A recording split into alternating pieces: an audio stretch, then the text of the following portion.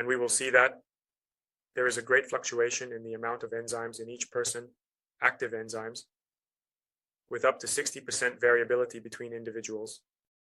There are people who simply inherit an inability to detoxify a certain type of phase 1 enzyme, and this can lead to food intolerances or allergies as well.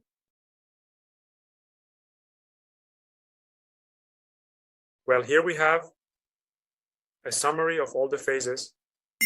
This chart is worth looking at closely as it summarizes all the phases and their factors, the cofactors for each of them. Let's remember that the liver filters a large amount of blood liquid and filters 1L of endotoxins and antibody-antigen complexes every minute. Imagine what that can be over the course of a day. It transports toxic substances to the small intestine to be excreted. If there is no fiber intake, the toxins are transformed by intestinal bacteria and reabsorbed. Many times, in the detoxification process, we manage to eliminate toxins to the intestine. But if there is increased intestinal permeability, or simply the microbiota is not balanced due to a fiber-deficient diet, for example, many of those toxins will be reabsorbed again, passing back to the liver in an enterohepatic circulation of toxins that the body itself is producing as a result of metabolism.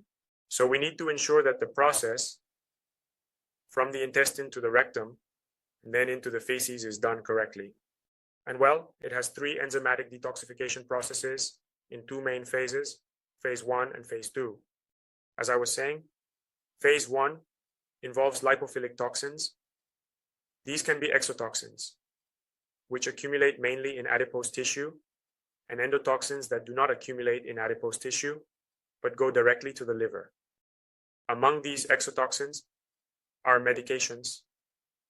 Remember, there is a lot of polypharmacy in the world that makes us consider the toxicity of those drugs when approaching detox.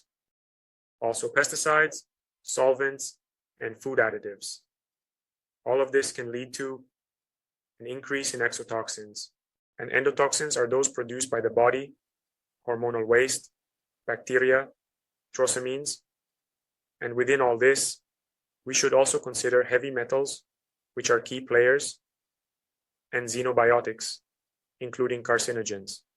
Well then, in this phase 1, the liver transforms thanks to these cytochrome P enzymes.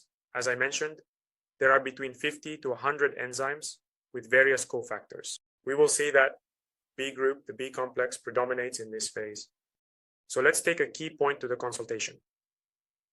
When we do a detox, we have to think about the B complex, as it is a cofactor for several cytochrome P enzymes. We have B, B, B, B, B, and minerals like magnesium, zinc, manganese, molybdenum, very important molybdenum, not so well known, but it is also vital for proper detoxification, copper, chromium. And we will see that there is a great oscillation in the amount of enzymes in each person, with active enzymes showing up to 60% variability between one individual and another. There are people who simply inherit an inability to detoxify in a certain type of phase 1 enzyme, and this can lead to food intolerances or allergies as well. And well, each of these enzymes is specialized in a group of xenobiotics. All of this needs to be analyzed. Ideally, we can request tests that measure phase 1 and phase 2, which specific enzymes are affected, and what cofactors and nutrients we can provide to improve them. That would be one phase, perhaps not in all patients, but ideally it should be done in most to create an individualized detox plan. And well, from these intermediate derivatives of phase 1, we will have free radicals.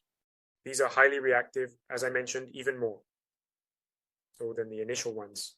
That is why in this phase, glutathione peroxidase and superoxide dismutase will be especially important, as well as catalases to neutralize those free radicals being produced in phase 1.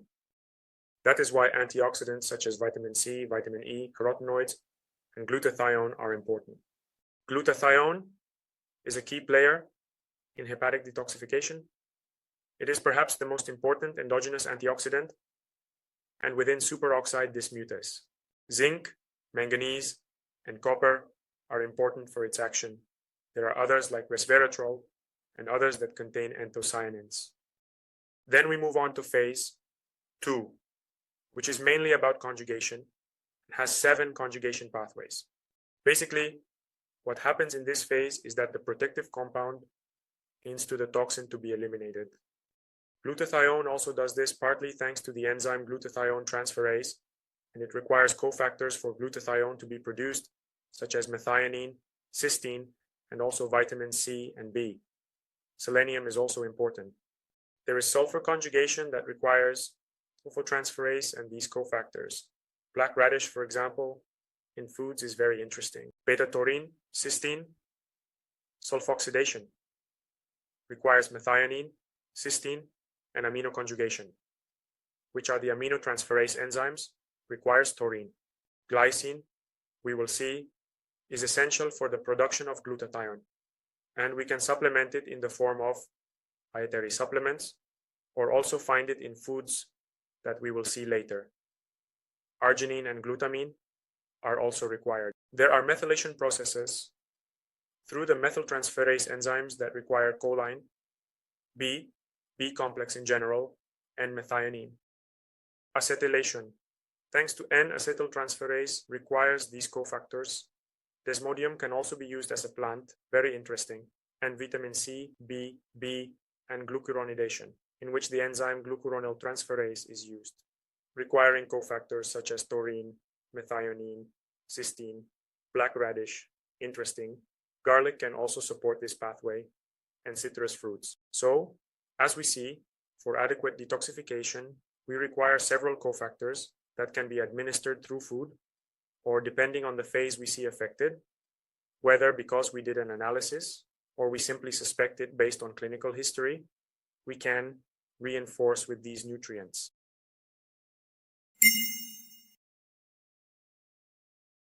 This other graph, summarizing what we have talked about, shows the endotoxins.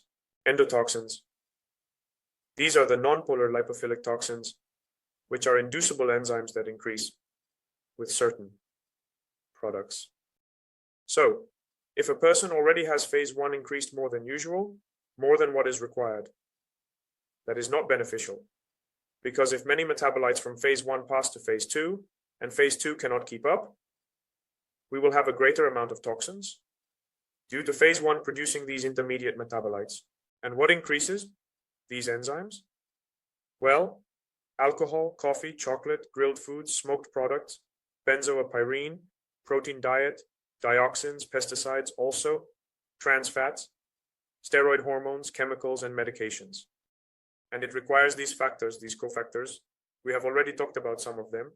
Bioflavonoids are also important, as well as NADH. Energy is also required for this detoxification phase to occur. It is another failure of detoxification when we lack energy. If we have inflammation and lack energy, it will be very difficult to detoxify under proper conditions. And well, these cytochrome P, phase 1, will produce these superoxides. Here there will be several phases of oxidation, reduction, hydrolysis, hydroxylation, and halogenation. And if they are not neutralized, they do not properly transition to phase 2, which can even lead to alterations in DNA. And these are the phase 2 reactions of conjugation that we have already discussed earlier. Here are some important amino acids in this phase. Let's remember glycine, cysteine, NAC, another dietary supplement we can use, among others, is a precursor to glutathione, glutamine, arginine, and ornithine. And all of these will then be converted into polar water-soluble conjugated derivatives to be eliminated through feces or in urine.